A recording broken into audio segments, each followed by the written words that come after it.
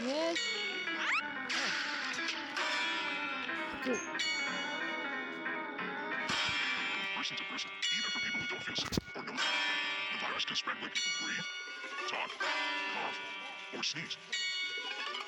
When you need to go out, wear a face covering or mask. We'll have to prepare for the next one. That, I'd say is will get attention this time.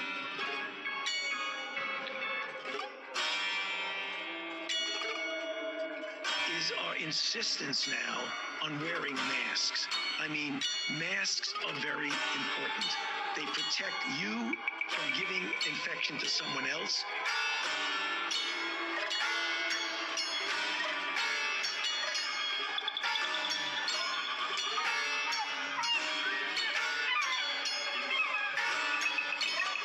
We will shut you down.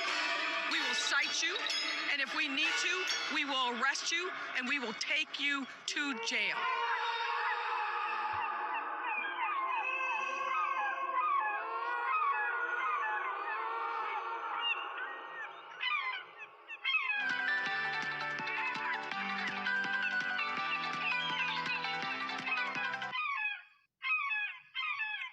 You know the old expression about snitches? Well, in this case, snitches get rewards.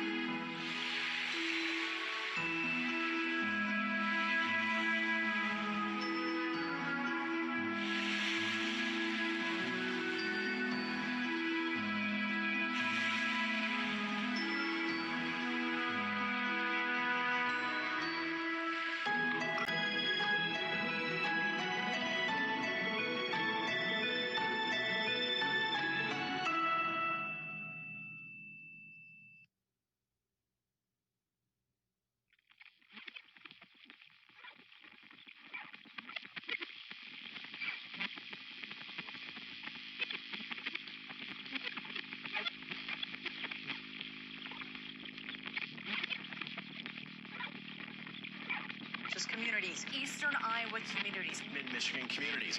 We are extremely proud of the quality, balanced journalism that CBS4 News produces. But we are concerned about troubling and irresponsible, one-sided news stories Plaguing our country. The sharing of biased and false news has become all too common on social media. Exactly what people think, and this is extremely dangerous to our Stories without checking facts first. The sharing of biased and false news has become all too common on social media.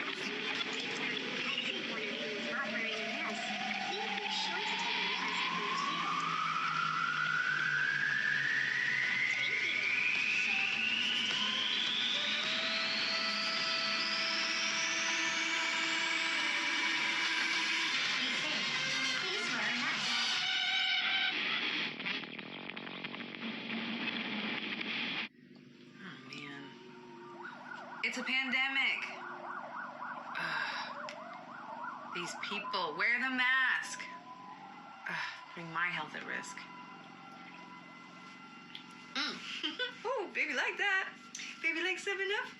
Just like mama. Selfish.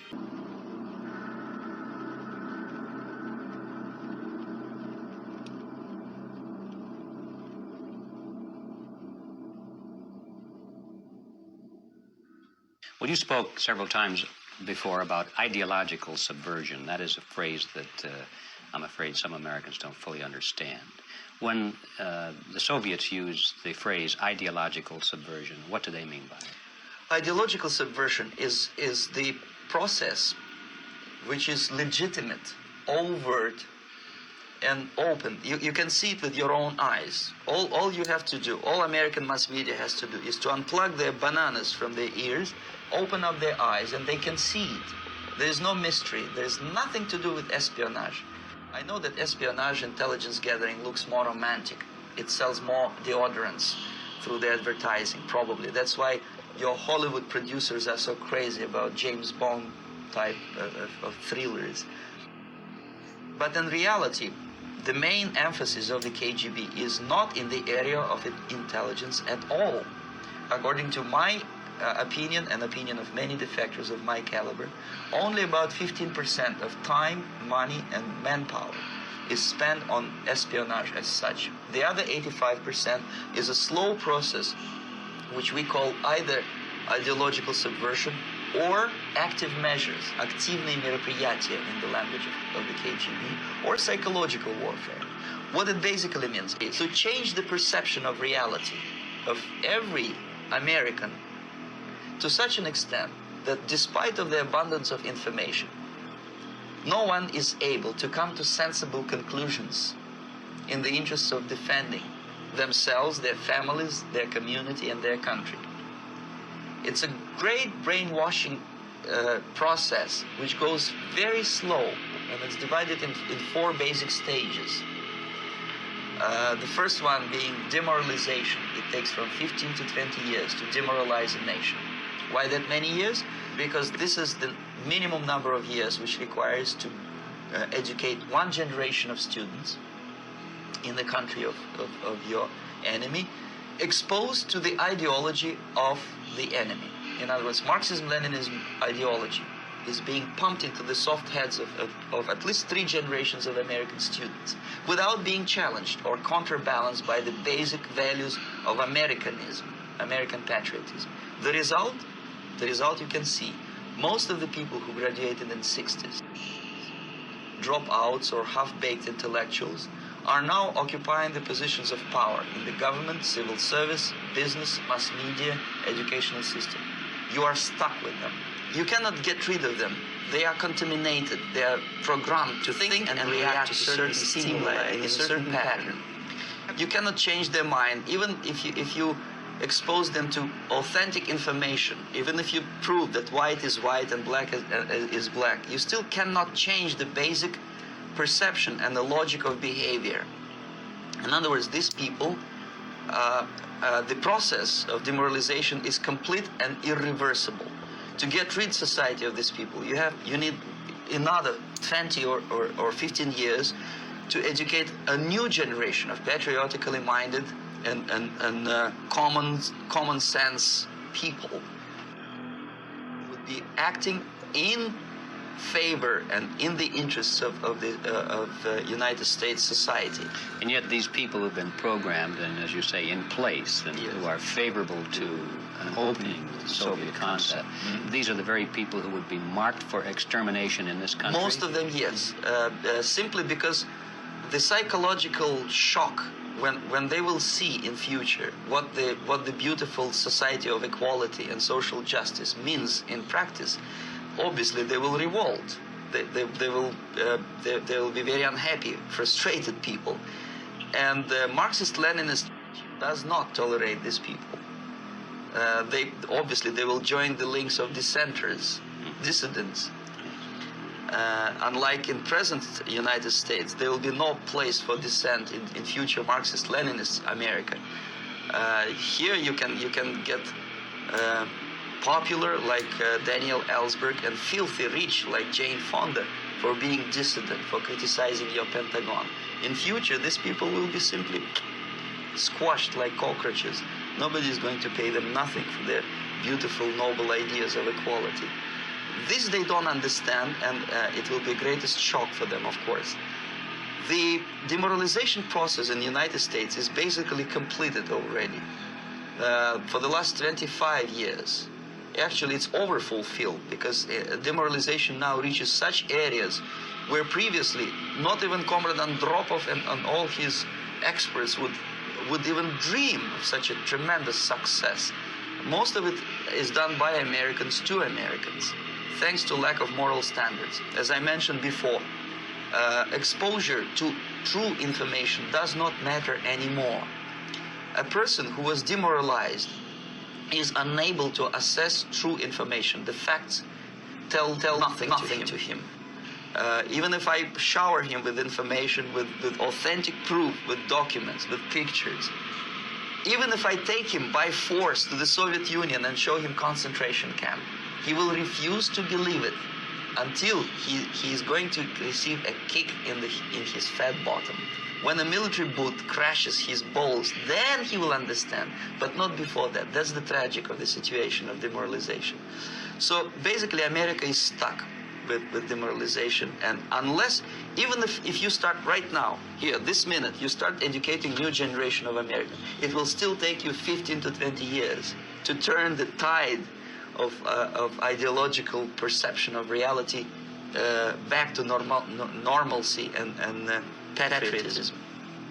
The next stage is destabilization. This time, subverter does not care about your ideas and the patterns of your consumption. Whether you eat junk food and get fat and flabby, doesn't matter anymore. This time, and it takes only from 2 to 5 years to destabilize a nation, what matters is essentials: economy, foreign relations, defense systems. And you can see it quite clearly that in some areas, in such sensitive areas as defense and economy, the influence of Marxist-Leninist ideas in the United States is absolutely fantastic. I could never believe it 14 years ago when I landed in this part of the world, that the process will go that fast. The next stage, of course, is crisis. It may take only up to 6 weeks to bring a country to the verge of crisis. You can see it in Central America now. And after crisis, with a violent change of power, structure, and economy, called the period of normalization. It may last indefinitely. Normalization is a cynical expression borrowed from Soviet propaganda. When the Soviet tanks moved into Czechoslovakia in '68, Comrade Brezhnev said, "Now the situation in brotherly Czechoslovakia is normalized." This is what will happen in the United States if you allow all these schmucks to bring the country to crisis, to promise people all kind of goodies and the paradise on earth, to destabilize your economy, to eliminate the principle of free market competition, and to put a big brother government in Washington, D.C., with benevolent dictators like Walter Mondale, who will promise lots of things, never mind whether the promises are fulfillable or not. He will go to Moscow to kiss the bottoms of new generation of Soviet assassins, never mind. He will create false illusions that the situation is under control. Situation is not under control. Situation is disgustingly out of control. Most of the American politicians, media, and educational system trains another generation of people who think they are living at a peacetime. False. The United States is in the state of war, undeclared total war against the basic principles and the foundations of this system. And the initiator of this war is not Comrade Andropov, of course. It's the system. However ridiculous it may sound, the world communist system, or the world communist conspiracy. Whether I scare some people or not, I don't give a hoot. If you are not scared by now, nothing can scare you. But you don't have to be paranoid about it. What actually happens now, that unlike myself, you have literally several years to live on unless the United States wake up.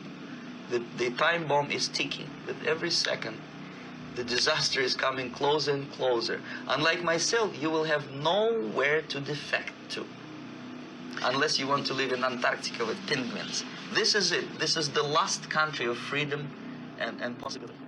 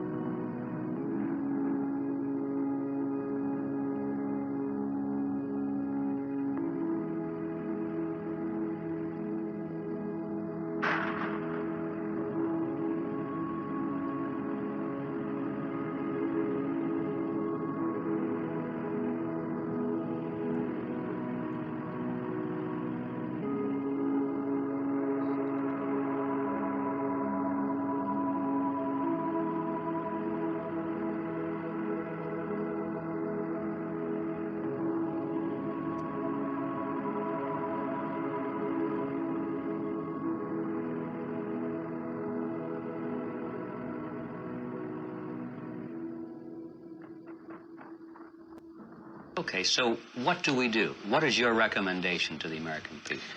Well, the immediate thing that comes to my mind is, of course, there must be a very strong national effort to educate people in the spirit of real patriotism, number one. Number two, to explain them the real danger of socialist, communist, whatever, welfare state, big brother government. If people will fail to grasp the impending danger of that development, nothing ever can help United States. You may kiss goodbye to your freedom, including freedoms to homosexuals, to prison inmate. All this freedom will vanish, evaporate in 5 seconds, including your precious lives. The second thing, the moment at least part of United States population is convinced that the danger is real, they have to force their government. And I'm not talking about sending letters, signing petitions, and all this beautiful, noble activity. I'm talking about forcing United States government to stop aiding communism. Because there is no other problem more burning and urgent than to stop the Soviet military-industrial complex from destroying whatever is left of the free world. And it is very easy to do. No credits, no technology, no money, no political or diplomatic recognition, and of course no such idiocy as grain deals to USSR. The Soviet people, 270 millions of Soviets, will be eternally thankful to you if you stop aiding a bunch of murderers who sit now in Kremlin and whom President Reagan respectfully calls government. They do not govern anything, least of all such complexity as the Soviet economy. So two very simple, maybe too simplistic answers or solutions, but nevertheless, they are the only solutions. Educate yourself, understand what's going on around you. You are not living at the time of peace. You are in a state of war, and you have precious little time to save yourself. You don't have much time, especially if you are talking about young generation. There's not much time left for convulsions and sexual masturbation to the beautiful disco music. Very soon it will go, just overnight. If we are talking about capitalists or wealthy businessmen, I think they are selling the rope on which they will hang very soon. If they don't stop, if they cannot curb their unsettled desire for profit, and if they keep on trading with the monster of the Soviet communism, they are going to hang very soon. And they will pray to be killed, but unfortunately they will be sent to Alaska probably to manage industry of slaves. they're going to hang very soon. And then they will pray to be killed. But unfortunately, they will be sent to Alaska probably to manage industry of slaves. It's simplistic. I know it sounds unpleasant. I know Americans don't like to listen to things which are unpleasant. But I have defected not to tell you the stories about such idiocies as microfilm, James Bond type espionage. This is garbage. You don't need any espionage anymore. I have come to talk about survival. It's a question of survival of this system. You may ask me, what is it in for me? Survival, obviously. Because unlike, as I said, I am now in your boat. If we sing together, we'll sing beautifully together. There is no other place on this planet to defect to.